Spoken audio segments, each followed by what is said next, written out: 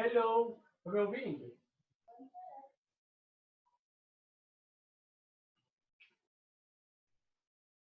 Tá me ouvindo?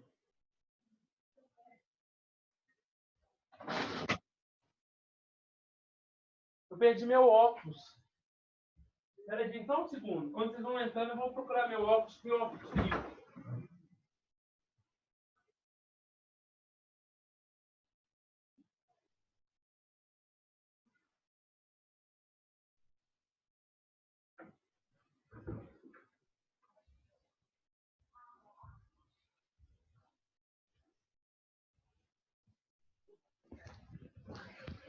Oi, gente, bom dia. Bom dia. Estão me ouvindo? Sim. Sim. Estão ouvindo pelos dois? Pelo Wesley a mim, pelo coisa? Deixa eu desligar a luz do meu quarto.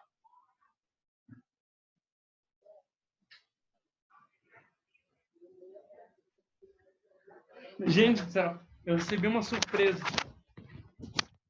Eu recebi uma surpresa agora, que eu tô tentando assim, eu tô bobo, eu tô trêmulo até agora, eu tô assim, assustado, eu tô no mundo das ideias, como o Platão fica. Nossa, eu tô assim, até desconcertado. Se eu ficar meio desconcertado na aula de vocês, eu peço desculpa, porque eu tô a mil, você tem uma ideia, eu tô tremendo até agora, suando frio até agora. Eu recebi uma visita, uma homenagem aqui agora dos meus alunos do terceiro ano. Eu tô muito feliz. Nossa, eu tô assim, sem palavras, sabe? Quando você fica sem palavras. Então vamos lá. Deixa eu respirar fundo e começar. Cauã. Felipe. Cauã faltou? Felipe, Matheus. Gabriel de Moura. Uai, cadê o restante? Cadê? Gabriel de Moura. Guilherme Melo. Guilherme Santos. Presente. Gustavo Marques. Igor Rezende. Presente. João Pedro. Maria Laura. Maria Laura tá aí que eu vi. Mariana. Mariana não? Matheus Luiz. Matheus Luiz? Não. Pamela.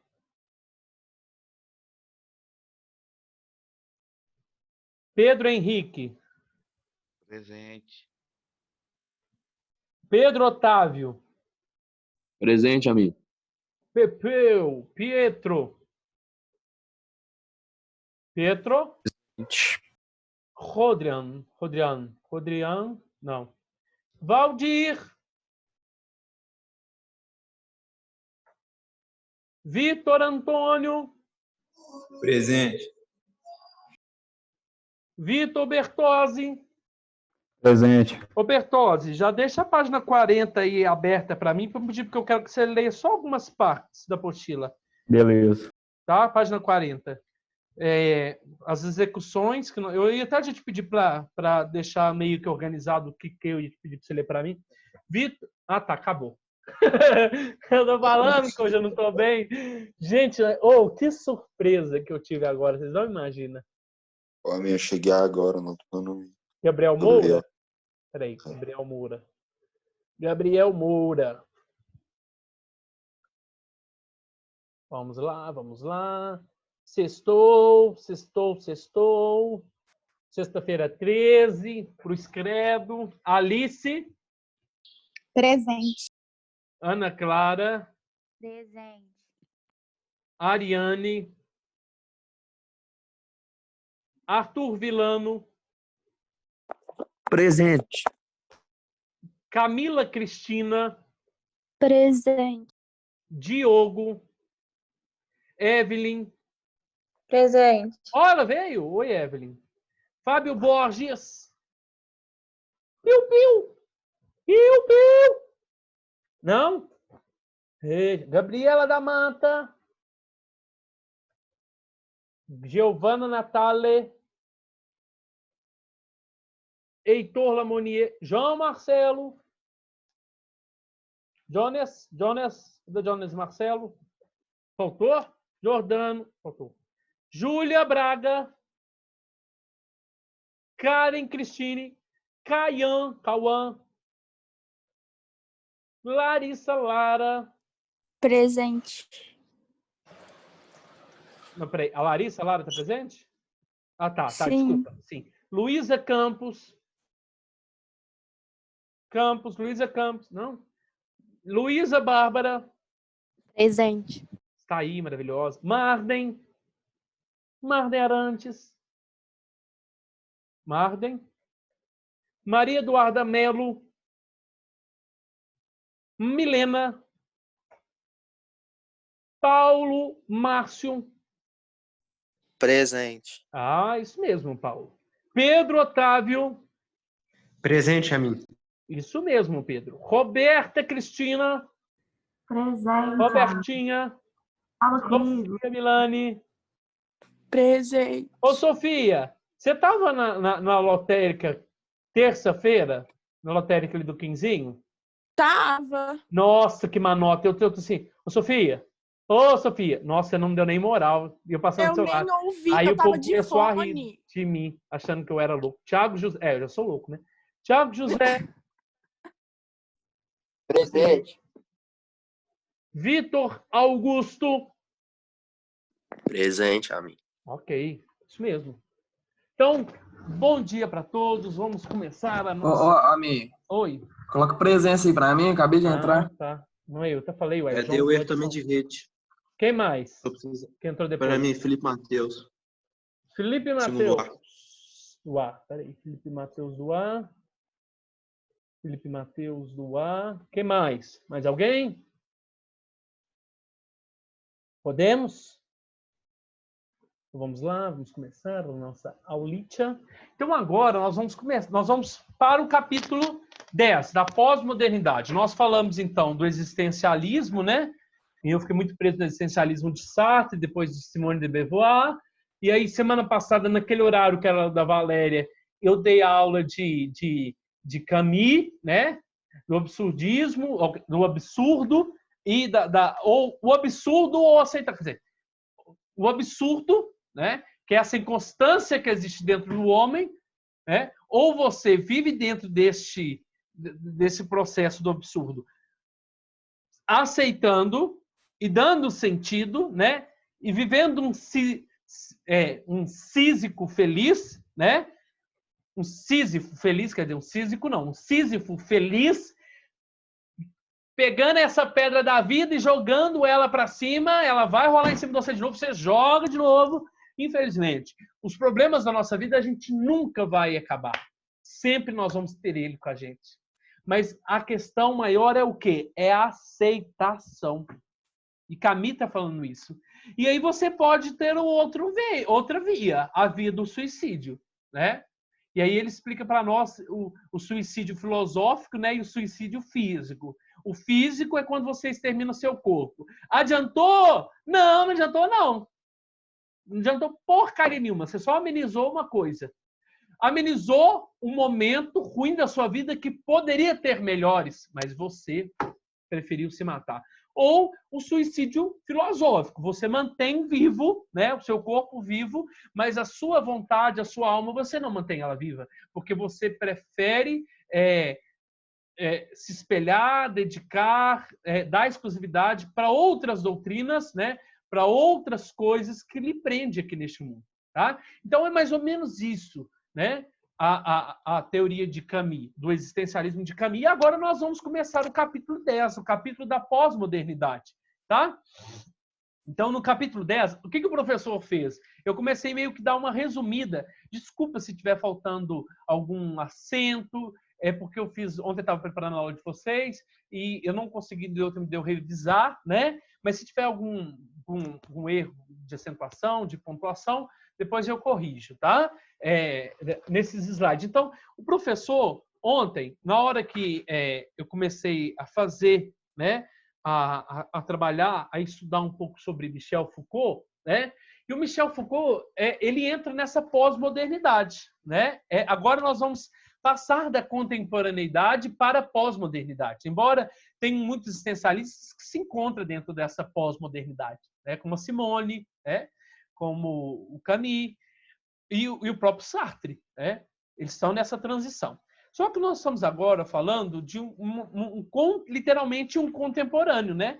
Olha lá, ele viveu até 1984, né? Eu nasci em 1989, então, quer dizer, eu sou um meio contemporâneo dele. Então, né? Foi um filósofo recente, um dos filósofos mais recentes, e que hoje é um dos filósofos mais estudados, é um dos filósofos mais cobrados. E o Foucaultzinho, Michelzinho Foucault, ele é um cara muito complexo. Não complexo na teoria, mas complexo na sua abrangência. Ele trabalha tema de sexualidade, ele trabalha tema de política, de poder, né, de linguagem. Então, ele é um cara bem amplo, né? E é por isso que ele é um cara muito conhecido. Uma outra coisa que eu quero acentuar de Michel Foucault é essa questão de que tudo que ele vai escrever, independente se ele falar de poder, de política, de sexualidade, ele sempre vai remeter ao passado, né? A loucura, ele sempre vai fazer meio que uma contextualização histórica do passado para você entender o seu presente. E é isso que ele vai falar sobre a questão do poder, né? Quando a gente fala em poder, a primeira coisa que a gente pensa é: quem detém o poder? Aí a gente pensa a polícia, o Estado, né? Quem mais? Poder político, né? Estatal. E é isso, né? A gente, né, só fica focado nisso.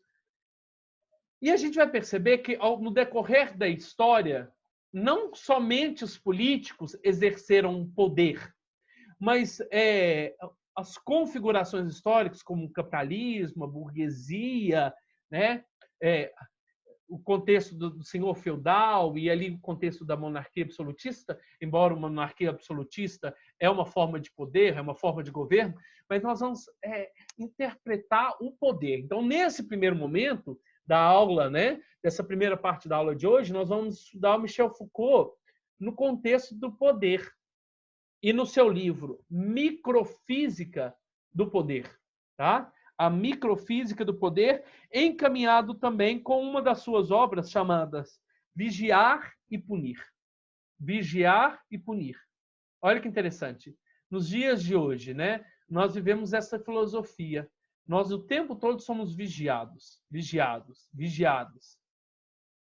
Para depois, né, se você cometer algum delito, você, né, vai ser punido. Antigamente não tinha muito essa questão de vigiar, mas sim a questão do punir. Então, ele vai fazer uma análise histórica do contexto da punição. Como surgiu a punição? Né? Como era a punição na monarquia? Né? E a virada que a punição teve, né? Porque antigamente, né, a monarquia, né, e esse contexto feudal, eles puniam o corpo, né? Você roubou, vai ser morto com vários meios de suplícios, né? Que a Idade Média utilizava. Só que nós vamos analisar como, né, da passagem do século XVIII para o século XIX, como aconteceu essa nova forma de punir, né? Primeiro, a forma de vigiar e a forma de punir. E essa forma de punir, né, da passagem do século XVIII para o século XIX, é a nossa forma de punir dos dias de hoje, né? Nós não punimos mais o corpo. Algumas vezes nós punimos o corpo, mas é melhor punir a alma. Como se punir a alma? Você retirar a liberdade de um criminoso. O bem maior né? Eles perceberam que não era tirar a vida, né?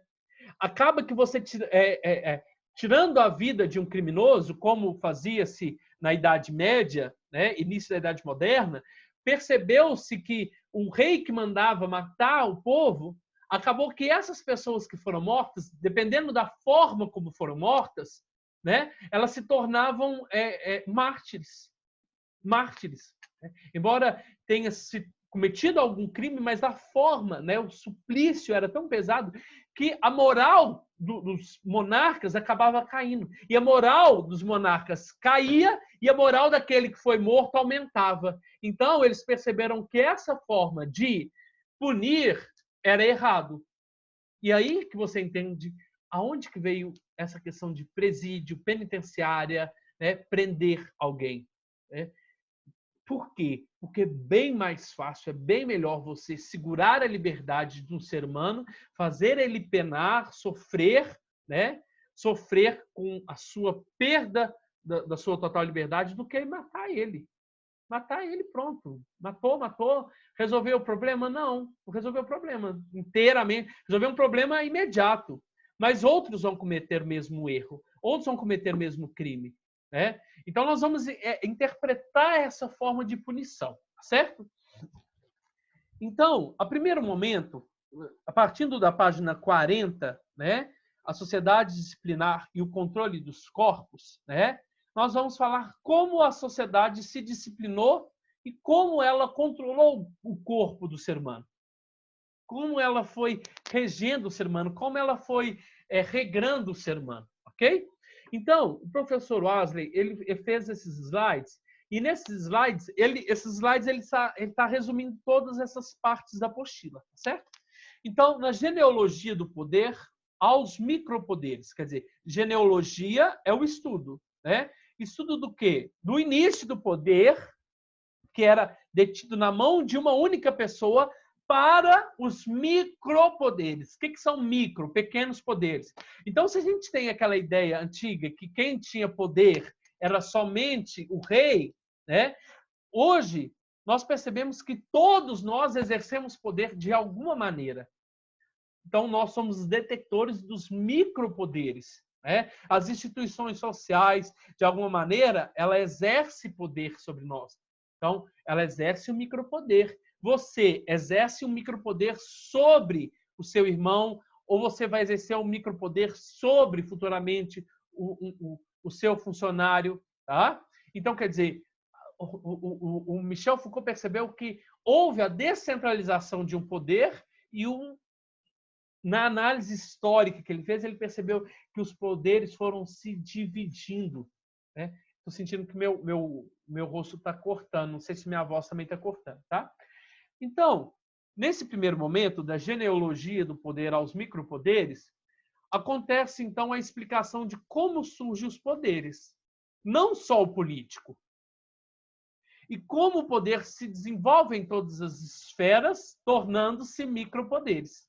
Tá? Então, se a gente para com essa imagem de quem tem poder, quem detinha poder naquela época, sim. Quem detinha o poder era somente as autoridades, como o rei, né? Vamos pensar só no rei, né? Porque hoje, quando a gente fala de uma democracia, não é só o presidente que tem poder. O chefe da Câmara tem poder, o vereador tem poder, o judiciário também tem poder. Tá vendo como que como o poder absoluto foi se dividindo e se tornando micropoderes, tá? Então, nós vamos entender como surgiu o poder, né? E como o poder exerceu sua influência sobre as pessoas e as instituições, tá?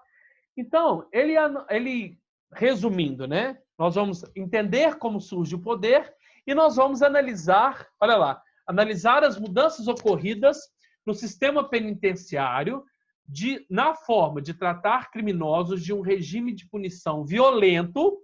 Aí eu coloquei para vocês que acontecia na monarquia absolutista até a Revolução Francesa, e depois nós vamos analisar essa mudança da forma de punir, né?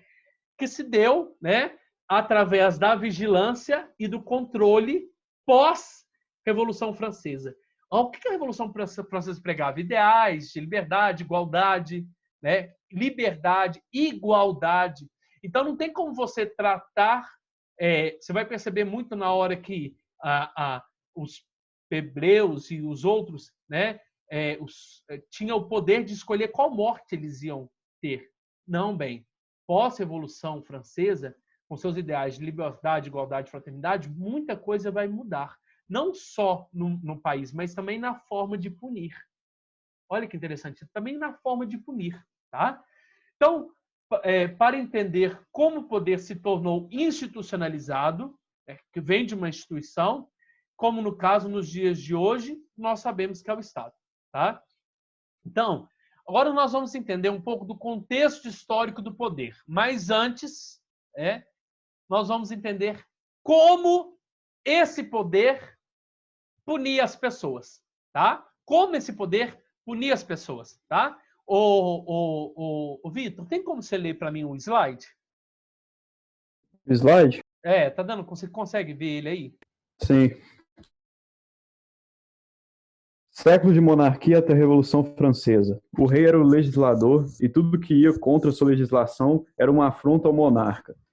A execução cruel, ler exemplos na página 40, era uma forma de reafirmar seu poder, impedindo novos delitos. Então, olha para você ver, o rei era o detector do poder, até na Revolução Francesa, que muda também, muitos países vão começar a implantar a democracia, a república, né, o parlamentarismo, e aí essa forma que o monarca detinha o poder, ela vai se extraviando, ela vai se perdendo não automaticamente, mas até pela forma como a gente olhava para um rei, a forma como a gente olhava para um ditador.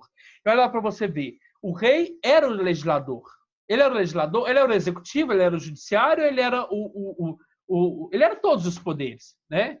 Então, ele que legislava, ele que decidia. Se o Vitor me roubou, o suplício dele vai ser esse. Se o Gabriel Moura me roubou, o suplício dele, ou roubou uma outra pessoa, matou outra pessoa, o suplício dele vai ser esse. Tá? Então, quem escolhia? O rei. O rei escolhia. E olha como que ele escolhia. As execuções deste período, página 40, eram teatrais, obrigando o condenado a caminhar pela cidade, anunciando o crime em voz alta. Me lembrou, sabe o quê? As pessoas que tinham hanseníase na época de Jesus, né, lepra, que eles tinham que andar com um sininho na rua, batendo, para o povo falar assim, olha, ele é um leproso, ele é um impuro, né? Então, tipo, eu roubei, né? Aí eu tô condenado à morte, aí eu passo nas ruas de vocês, eu roubei, né? Eu roubei um saco de açúcar na casa do Pepeu, eu roubei um saco de açúcar na casa do Pepeu. Quer dizer, para mostrar para todo mundo que você não poderia cometer esse crime. E que o rei era cruel e que ele poderia te pegar caso você cometesse esse crime. Então, olha para você ver, você tinha que caminhar na cidade gritando, né? Anunciando. Além de fazer uma confissão pública diante da igreja. Então, é aquela imagem que nós temos da medieval, né? Que chega o padre e você vai ser executado, aí, né? Chega o padre e aí fala assim, qual foi seu pecado? Né? E aí você, além de confessar para o padre, você tinha que confessar para todo mundo. Todo mundo estava ali te escutando, né? Pronto, o padre te absolvia, mas não adiantava de nada. Você ia ser morto de qualquer jeito, né? Às vezes, sua execução era realizada com as mesmas armas do seu crime. Olha que interessante. A punição acontecia em público para instruir o povo. Tá? Então, se você matou, né? Se o Wesley matou o Pietro com faca, o suplício final do Wesley vai ser com faca, para ele pagar com a mesma moeda.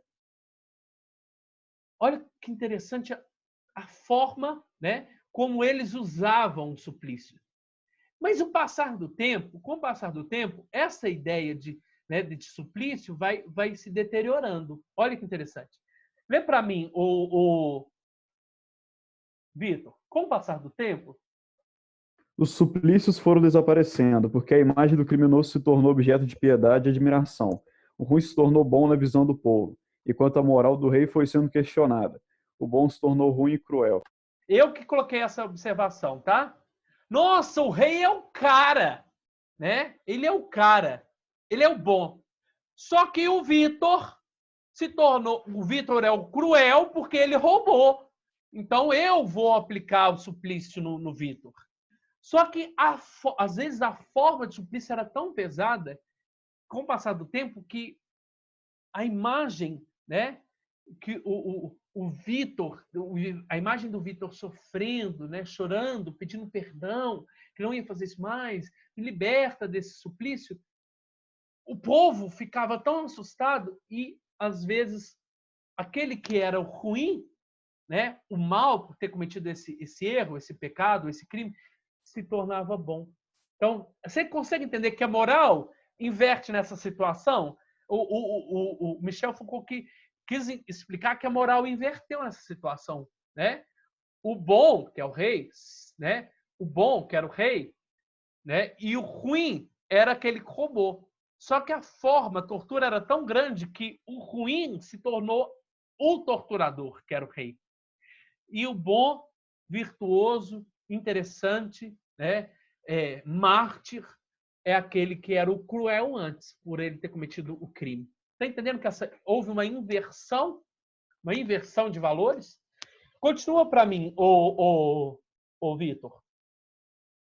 Os suplícios cruéis, o uso da guilhotina no contexto da Revolução Francesa tornou o método de execução mais humano. Isso porque... Ah, tá. Então, todo mundo, né? Todo mundo eram vários meios de suplício, até chegar à guilhotina. Então, pós suplícios cruéis, né? Inclusive, eu até usei essa imagem aqui, ó, né? Deles puxando a pessoa até o ponto dela arrebentar, dela estourar, né? Isso era um suplício cruel. Pós esses suplícios cruéis, veio a guilhotina, né? O uso da guilhotina no contexto da Revolução Francesa tornou o método de educação de reeducar, né? Educar aqueles que estavam vendo e torturar aquele que ia morrer, mais o quê? Mais humano. Por que se tornou mais humano? Olha que interessante. Então, na guilhotina, tá? Depois eu coloco, tá? Olha porque a guilhotina, né? Pá! Chega ali, é rápido, tá? Você não precisa ficar ali sofrendo, né? A pessoa fica ali repuxando, ai, me tira daqui, a pessoa fica repuxando até ela estourar. Não, é rápido, né? Você cometeu crime? Sim. Padre, eu pequei, cometi esse crime. Então, em nome do Pai e do Filho, está perdoado. Pá! Dessa guilhotina, pronto, é rápido. Não precisa ver a pessoa sofrendo igual ela ficava. As pessoas viam ela sofrendo nos suplícios cruéis. Então, primeiro, evita o prolongamento do sofrimento da vítima. E segundo, olha que interessante, houve um par de igualdade a partir daí. Por quê? Olha que interessante. Acabou com a regalia dos nobres, porque antes, os nobres, se eles cometeram algum erro, algum crime, eles poderiam escolher a morte na qual eles iam sofrer, né? Tortura, a forca ou o esquartejamento. Enquanto os plebeus, né, os pobres, os trabalhadores que cometiam algum erro, não.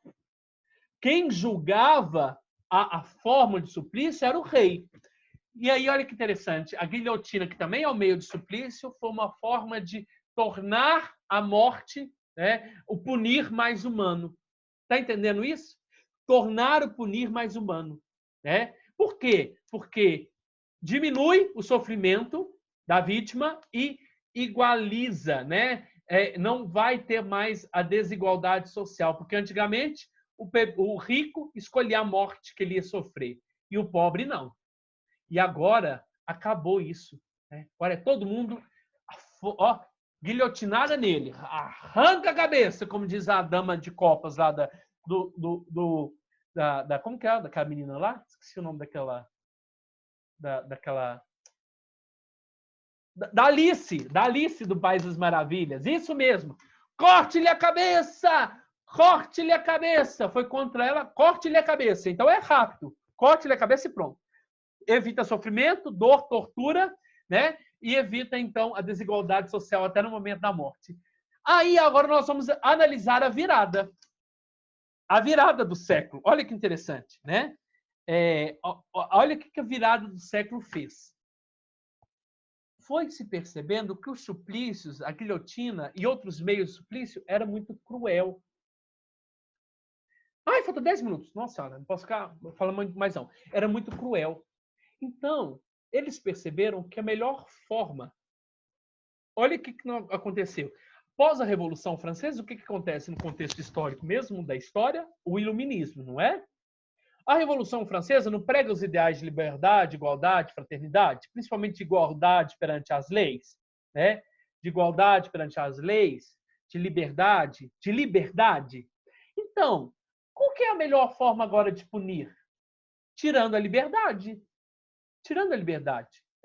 E principalmente, agora, todos, independente da situação, da condição financeira, todos são iguais perante a forma como vai ser punido.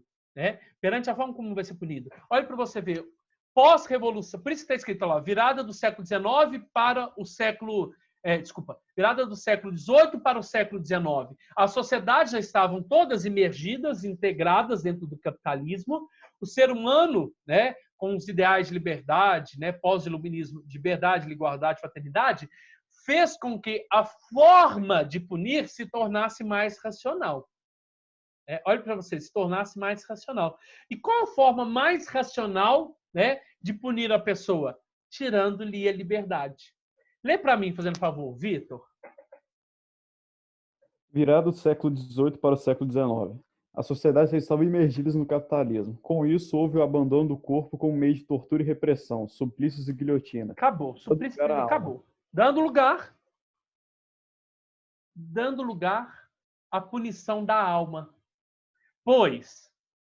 Porque guilhotina acaba com... é o corpo. O corpo sofre. O corpo está sofrendo, A alma já... O padre lá está ali responsável para te dar a absolução da sua alma, mas o corpo sofre. Agora, eu não vou sofrer no seu corpo, eu vou lhe sofrer na sua alma, tirando a sua liberdade. Olha que interessante. Prendendo, restringindo a liberdade do criminoso, lhe enclausurando, foi a forma mais racional que, pós-Revolução Francesa, pós-Iluminismo, foi encontrado, para o quê? Para punir um criminoso. E aí, olha para você ver, olha lá no slide, que era a forma de tortura antiga, e agora nós temos uma nova forma, E essa nova forma que ele analisa o panótico, O panótico do filósofo Benjamin Bentham, que nós já estudamos, E essa forma de panótico é uma nova forma, a forma do vigiar e a forma do punir. Porque antes não tinha vigiar. Antes, a preocupação principal era só punir. E agora não. Agora é vigiar. Vigiar. E você vigiando, e eu estou te vigiando aqui o tempo todo com a câmera, eu te vigiando aqui, se você sair da minha sala, eu poderia te punir. Como? Tirando a sua presença. Tá entendendo? Então, agora, a nossa sociedade tem uma nova forma de punir. Como? Vigiando. Vigiando. Caso você cometa algum delito, você vai ser punido. Continue lendo para mim, o Vitor. Gente, tem que colocar o nome do Vitor aqui, ó, toda vez. Desde o primeiro? Neste contexto, do surgimento das prisões, surgiram também os hospícios sanatórios, lugar onde deveria confinar aqueles que devem ser separados da convivência social. Então, pós-Revolução Francesa... Peraí, pensando alguma coisa.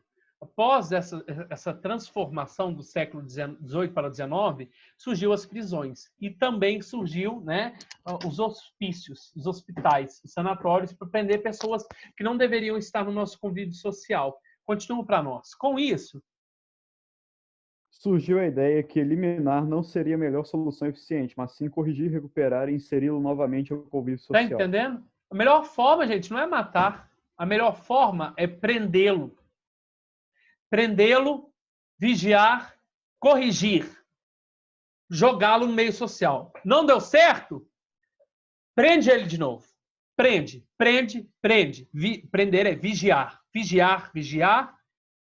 Caso está cometendo algum erro lá dentro dessa vigilância, ele deve ser punido. Por isso que daqui a pouco nós vamos falar as 3 formas de punição, né? As 3 formas de prisão, com a visão do nosso filósofo Michel Foucault. Tá? Mas qual a melhor forma? É matar? É sofrer? Fazê-lo sofrer? Não. A melhor forma, né, é recuperá-lo e inseri-lo pós-recuperação. Tá? A melhor forma é o quê? Tirar a liberdade dele. Primeira coisa, tirar a liberdade dele. Não fazer ele sofrer no corpo, mas sofrer na alma. E segundo, tentar recuperar ele. Se não deu certo, né? Às vezes a gente, dentro desse processo de recuperação, a gente usa métodos e meios de violência. Física ou não física. Física, porque alguns apanham, e não física é você deixar ele passar fome na prisão, né? É deixar ele sem a visita sexual dele, tá? Continua. O melhor era integrar, inovar um sistema de punição mais amplo, com uma série de mecanismos que visam aos indivíduos seguirem as normas impostas por ela e tendo a vigilância como maior mecanismo. Esse sistema de punição deu-se o nome de sistema disciplinar. Sistema disciplinar. Então, o que é o sistema disciplinar? Qual foi o melhor formato de sistema disciplinar que o Foucault percebeu? Foi o panóptico de Bentham. Tá? Qual foi a melhor forma? Qual foi o melhor sistema? Né? Hoje nós temos as nossas prisões, sim, mas se essa prisão panóptico fosse, né, parece muito isso, os panópticos, né, muito em série de televisão americana, né, que fica alguém lá na torre central e aberto, né? É tudo aberto, para você ficar o tempo todo vigiando as pessoas que estão presas, tá? Ler página 41. Na página 41 vai falar sobre esse modelo de vigilância, tá? O modelo dessa vigilância veio do projeto arquitetônico do panóptico, um tipo de penitenciária idealizada por Bentham, né? E afirmada por nosso amigo Foucaultzinho, cujo nome vem do personagem da mitologia grega Argos, Panoptes. Um gigante que, por ter 100 olhos, era um excelente vigia. Ele tinha 100 olhos, quer dizer, ele estava vigiando tudo que estava ao seu redor. O significado de pan é tudo, e óptico corresponde à visão de tudo e de todos, né? Ou seja, a ideia do panóptico é poder ver tudo em um único ponto. Tal ideia foi apresentada por Bentham, né? Desenhada por Willey, né? Em 1971, inspirando as construções arquitetônicas nos séculos seguintes, né? O modelo pregava que o criminoso... Então, olha como a forma de punir do panóptico. O modelo pregava que o criminoso deveria ser readequado para retornar à sociedade. Ele tem que retornar à sociedade por meio do isolamento e da solidão. Então, não tem essa divisão de cela, não. Tá? Havia um princípio pedagógico nessa proposta de punição dos condenados. Otimizava-se a vigilância dos presos e organizava os recursos, reduzindo o número de pessoas para realizar tal função. Então, você não precisa ter um monte de agente. Você coloca uns 3 agentes, ele já consegue ter uma visão geral nessa torre central. Né? Não é igual essas prisões que nós temos, que tem um agente em cada ponto, agente lá dentro, quer dizer, aumenta mais, né? Aumenta mais. E outra coisa, lá dentro da delegacia, dentro da penitenciária, não tem um cara que fica ali parado na sua cela, tá? Não fica um cara parado. Mas aqui no panóptico, tem um cara que está o tempo todo olhando, como se eu, Wesley, estivesse olhando para vocês aqui, ó, com a câmera ligada, e percebendo o que você está fazendo. Ah, Pepeu, você está comendo. Ah, Maria Laura, você está dormindo. Ah, Pietro, você está tomando café na minha aula. É como se eu o tempo todo, né, tivesse coagindo, tivesse o tempo todo te reprimindo. E aí isso educa. Né? Ele falou que isso educa o ser humano. Então, para a gente finalizar, porque falta 1 minuto. Desde o surgimento das prisões, teve início o processo de disseminação de dispositivos disciplinares de poder, como o panóptico fez, entendeu? Que permitia, né, a vigilância e o controle dos que ali estavam. Então, aí ele vai falar para nós, o que é disciplina? É uma maneira de eu adequar a sua subjetividade, controlar os seus